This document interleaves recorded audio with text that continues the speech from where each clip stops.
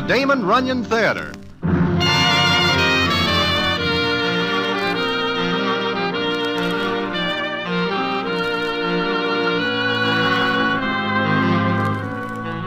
Once again, the Damon Runyon Theater brings you another story by the master storyteller, Damon Runyon.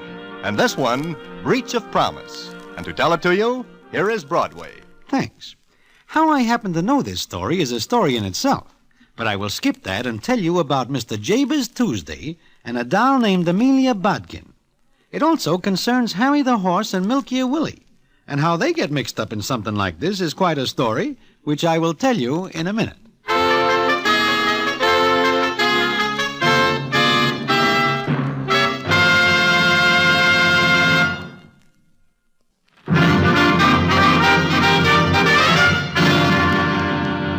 And now, back to the Damon Runyon Theater and the famous story, Breach of Promise.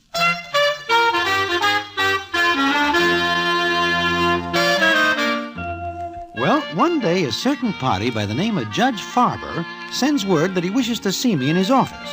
Of course, he is no more a judge than I am, and he is never a judge, and he is 100 to 1 in my line against ever being a judge. But he gets his name from being very smart and being able to help certain citizens out of difficulties when the need for that arises.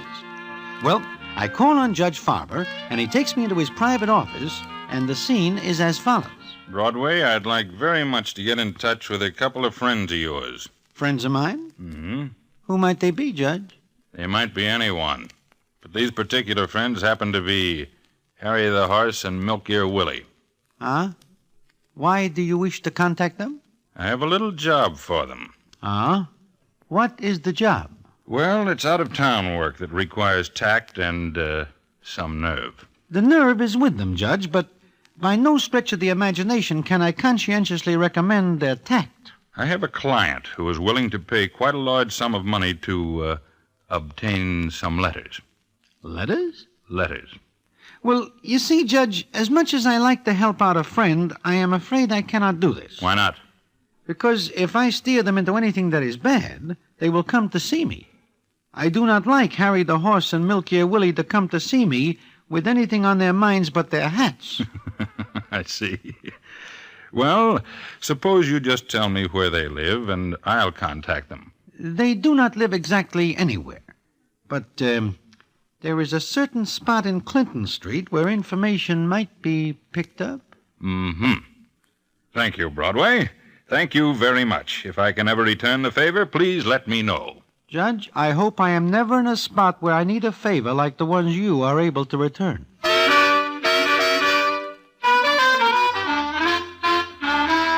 Well, that is the start of it, and I do not hear anything more of the matter for several weeks. But one evening I am in Mindy's enjoying a little cold borscht, which is most refreshing in the hot weather which is going on at the time.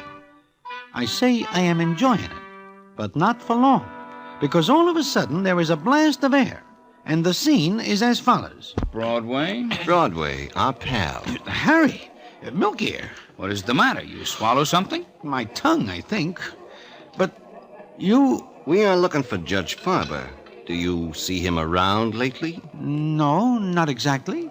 Why? Well, we wish to thank you anyway for the job of work you throw our way. It is an interesting job. Is it not, Milk Ear? In fact, most interesting. It turns out well for you? Well, yes and no. Do you wish to hear about it? Well, You go ahead with your borscht, and I will give you all the details so you will understand why we wish to see Judge Farber. All right, Harry. Well, it turns out that the job is not for Judge Farber personally, but for a client of his. Yeah, and who is this client but Mr. Jabez Tuesday? The millionaire? The same. The one who owns all the restaurants. What does he want with you? I am coming to that. Well, we go to see this Mr. Jabez Tuesday. He lives at a Fifth Avenue hotel where he makes his home.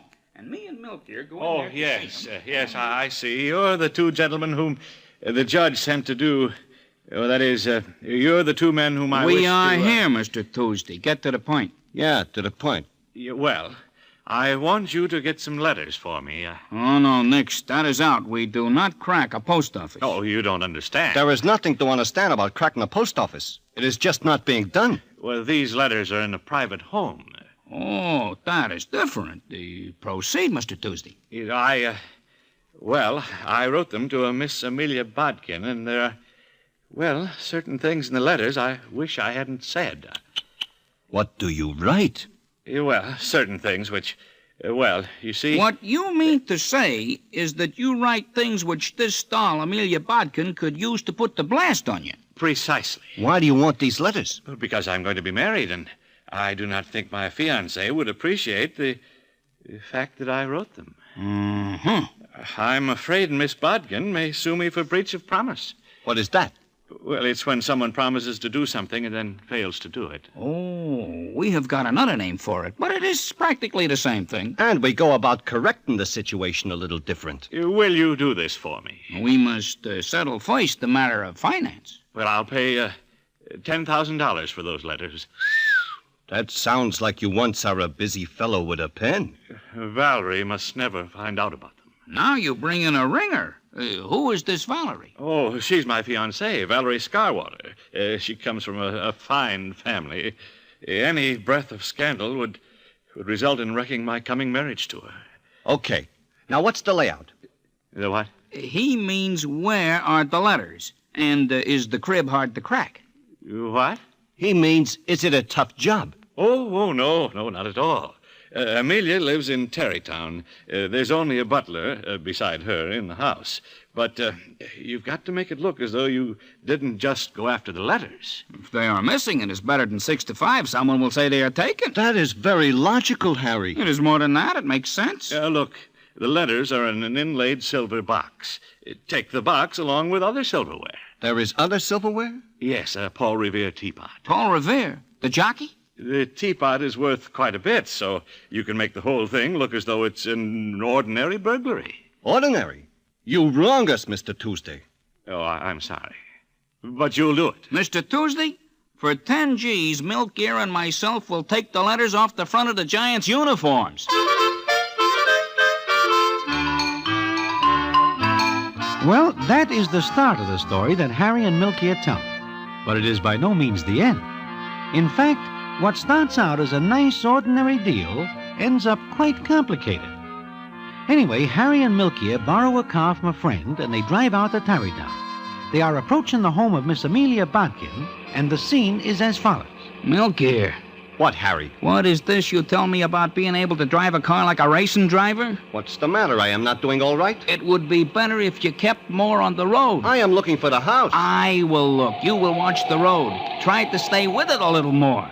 It's pretty out here, ain't it? Do not look at the scenery at night. Hey, look, there's a house up ahead. Uh-huh. We will case the place first. Then we will see about making an entrance. This is a pipe. Just the old doll and a butler. Yeah. Milk Gear, why are you driving on the left side of the road? I am left-handed when I am a kid. I guess I never get over the habit. Take it easy now.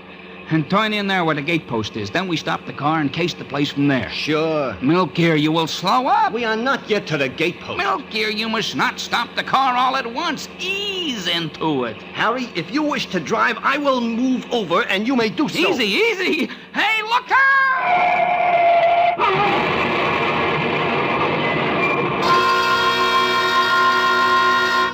Well, from what Harry the horse tells me, Milky misjudges the distance and does his stopping by means of a concrete gate post, which is considerably harder than the car.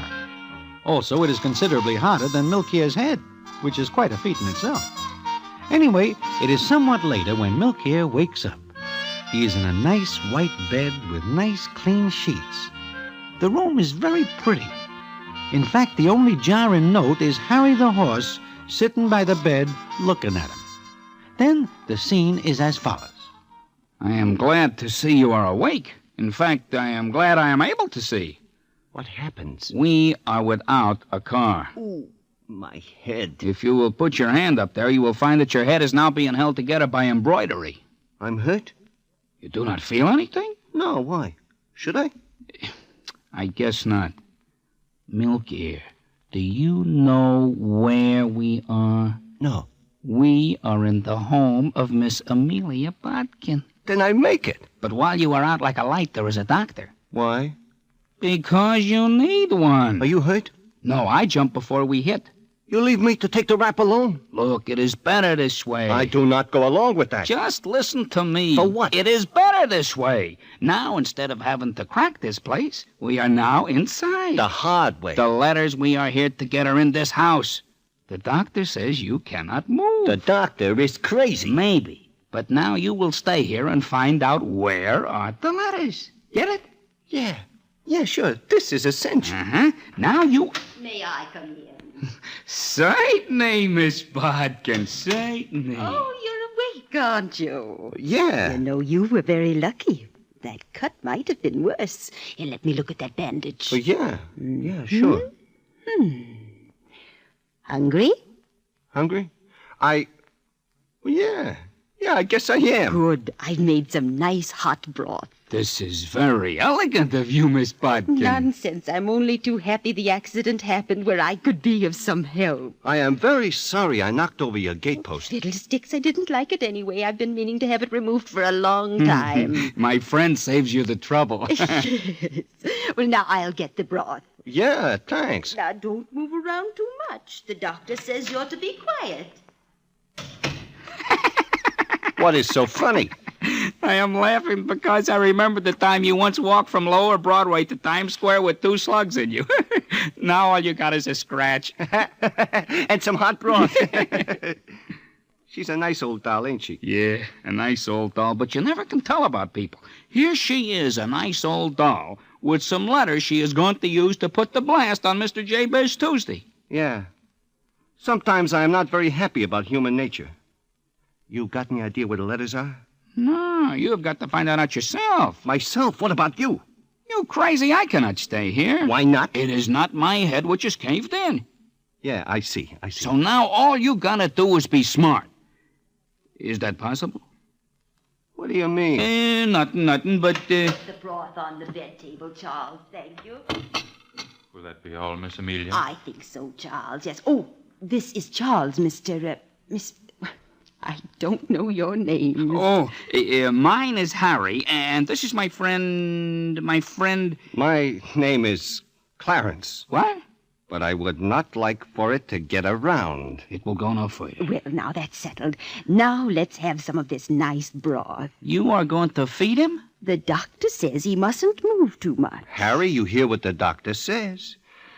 I must not move too much. Uh-huh. Well, I will be getting back to town. We have got some business to attend to, and the sooner it is settled, the better it will be for all parties concerned.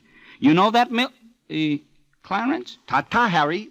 I will see you later. I will keep in touch by telephone. Charles, show Mr. Harry out. Yes, Miss Amelia. Now, some nice hot broth. This is a very nice thing you do, Miss Amelia. Piffle, it's the only thing I can do for a fellow human being. Oh, careful, it might be too hot. You, cooked this up yourself? Yes. Don't you like it? It is good.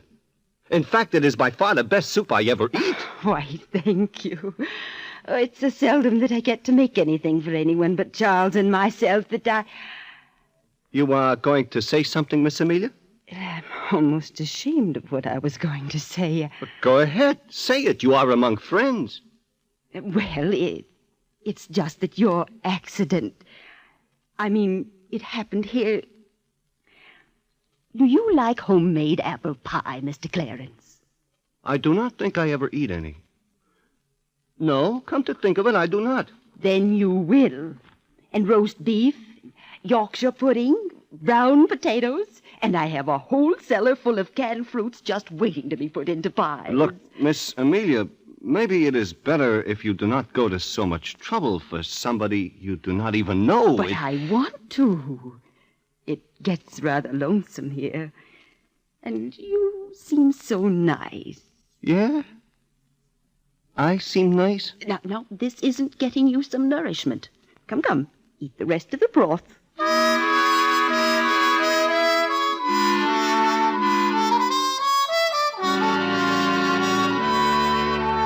Well, that is the way it goes. Milkier is now in a nice spot to get the letters and the 10,000 fish. But what happens? Well, I will tell you about it in a minute.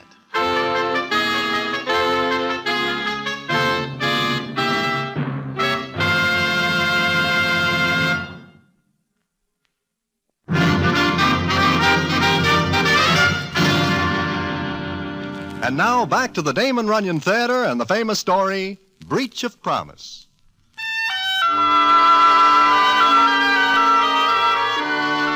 Well, Milky Willie stays in Miss Amelia Bodkin's house. It comes up some days later, and Milky is able to sit up. Personally, I think Milky could walk around with no head. He is that tough. But he has got to find the letters. So what goes on is as follows. You care for more coffee, Mr. Clarence? Huh? Oh, no thanks, Charles. Then I'll take out the tray.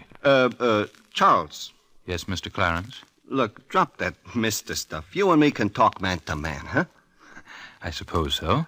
Miss Amelia, it seems to me that a nice old doll like she is should be married a long time ago. What happens that she is not? I think because she is in love with someone. Is that not the usual reason for marriage? You don't understand. The man she loves is Mr. Jabez Tuesday. You've heard of him, haven't you?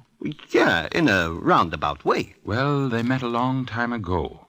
Then he invested some money in a business. It was her money. He never pays it back? Oh, yes, with interest.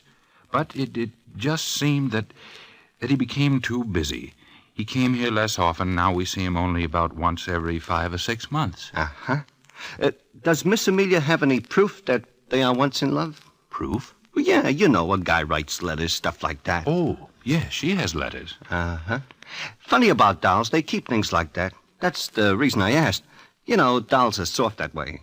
Yes, they are. She probably keeps the letters all tied up in a blue ribbon, huh? No, they're in that silver box right over there on the window table. Ah. Well, thanks, Charles. For what, Clarence? For nothing.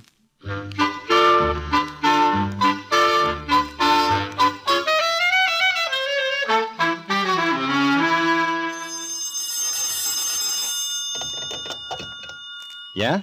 Milky, this is Harry. Yeah. What is happening? I know where the letters are. Okay. Put the snatch on him and get out of there. Sure, tonight. I borrow another car. We will pick you up. Okay. It is a cinch, huh? Yeah, a cinch. Okay, see you later.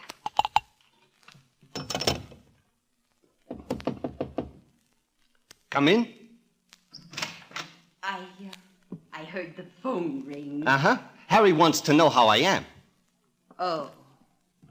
I thought the phone might be for me, but I hope I didn't disturb you. No, not at all. I really came in for something. Yeah? I came in for this box. The box? Yes, there's something in it. Oh, it looks like it is a valuable box. Oh, it's very old, but what's in the box is worth $1 million. $1 million?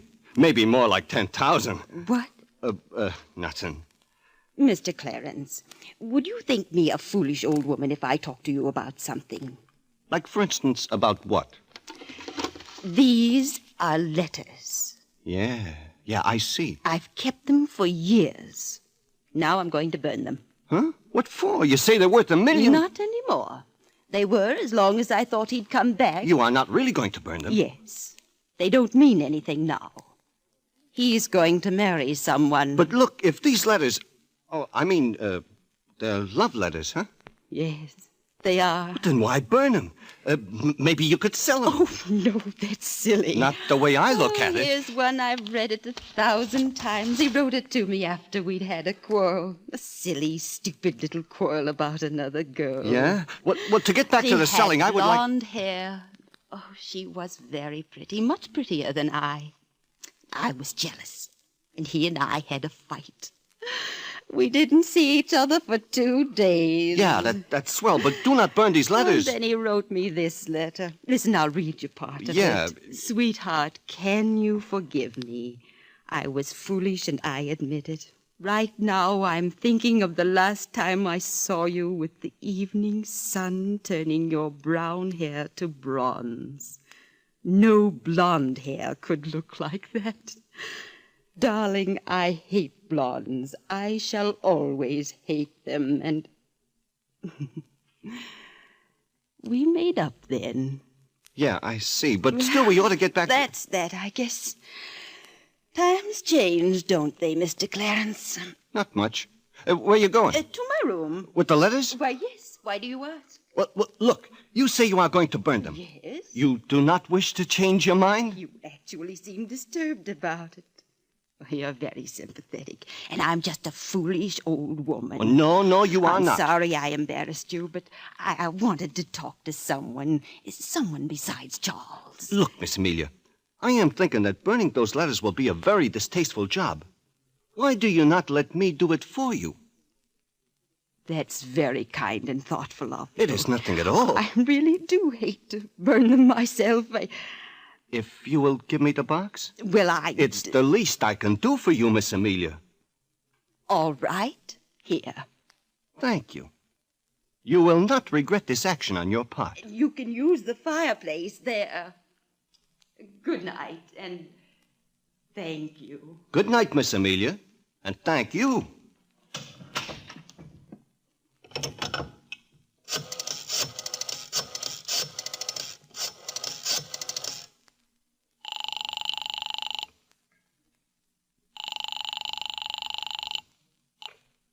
Yeah?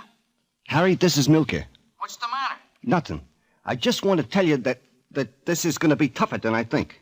What are you talking about? You say you know where the letters are? Yeah, but strictly speaking, they are not now in the same place. Look, it is all very well for you to be in such a soft spot, but do not forget that there are 10 G's awaiting us. You will please remember. I remember, but there is something else that comes up.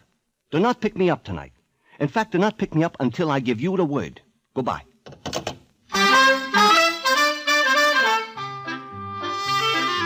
Well, that is the way it stands. And the next day is Saturday, and the day that comes after is bound to be Sunday. And it is on Sunday that something happens at Miss Amelia Bodkin's house. Milky is sitting on the porch with Charles and Miss Amelia when a big town car drives up in front and stops. And the scene is as follows. Jabez. Oh, Jabez. Mr. Tuesday, sir. Mr. Tuesday. Hello, Amelia. Hello, child. Amelia, darling, can you ever forgive me? Jabez, why, what do you mean? Oh, I was a fool, a stupid idiot, and I... Oh. Oh, Jabez, this is Mr. Clarence. Mr. Clarence, this is Mr. Jabez Tuesday. Yeah, I recognize him from his pictures, which are in all the papers. How do you do? Pretty good, I guess. Yes, Sit down, Mr. Tuesday. Enjoy the air. Jabez, it's so nice to see you. Oh, Amelia, I want to talk with you. I must. Why, of course, Jabez. We can go in the house. I'm sure Mr. Clarence will excuse us. With a great deal of pleasure. Go right ahead. Yes, excuse us, please. Come along, Jabez. This is very odd. It is? Why? Why, Mr. Tuesday never comes out here on Sunday, and... Maybe there is something that changes his mind. And he seemed very excited, didn't he? Yeah, he does seem a little upset. I wonder why. Charles. Yes, Mr. Clarence? Look in the window. The window? Yeah, right here. They're kissing each other. Uh-huh. Charles, it looks like Miss Amelia has got her guy back. I don't understand. Maybe you are not supposed to, Charlie. Just take things as they come, I always say. Just take things as they come. But you can bet your last bob that Miss Amelia Bodkin will be Mrs. Jabez Tuesday any day now.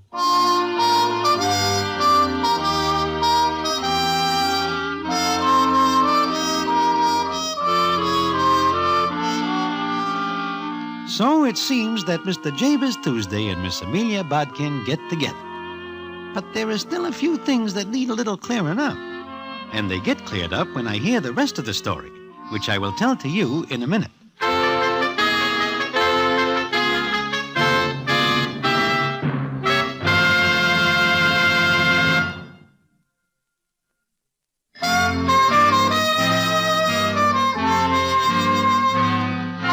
Like I say, there are a few things that need clearing up, and the clearing up comes that night in Mindy's. Harry is just finishing telling me what happens before, and the scene is as follows. So, that is that. It is? But there are a few things I do not understand. Uh-huh. No, what I mean is, what happens? Well, it happens that I sent the letters to Miss Valerie Scarwater. What? You send Mr. Tuesday's letters to Miss Bodkin, to his fiancée? That is what he does. At first, I am blind enough to put the blast on Milk here. Yeah, but I sent the letters to Miss Scarwater. And it seems she is a blonde, so it is better than even money she does not like the letter referring to blondes. So she slugs Mr. Jabez Tuesday with an 18-karat vanity case and turns him out. Then is when he discovers he loves Miss Bodkin. But what about your 10 G's? You do not get them. Oh, yes, we do. We have got Mr. Tuesday over a barrel. He gives us the money. But there is one thing for which we are very mad at Mr. Tuesday, and that is why we wish to locate Judge Farber. You get 10 G's and you are mad? Yeah. You remember he tells us that we should collect the silverware so this looks like an ordinary robbery? Yeah, I remember. Well, as it turns out, we do not get the silverware. In fact, we go back there some nights later to collect it, and we are turned away by a shotgun. After he promises us we can have the silver. So, we wish to locate Judge Farber to find out if we can sue Mr. Jabez Tuesday for breach of promise.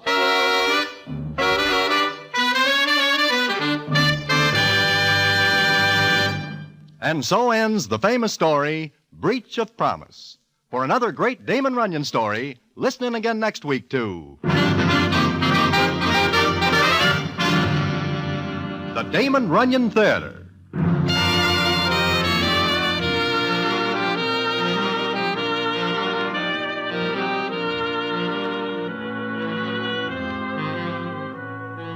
The Damon Runyon Theater with John Brown as Broadway is directed by Richard Sanville and the stories adapted for radio by Russell Hughes. This is a Mayfair production.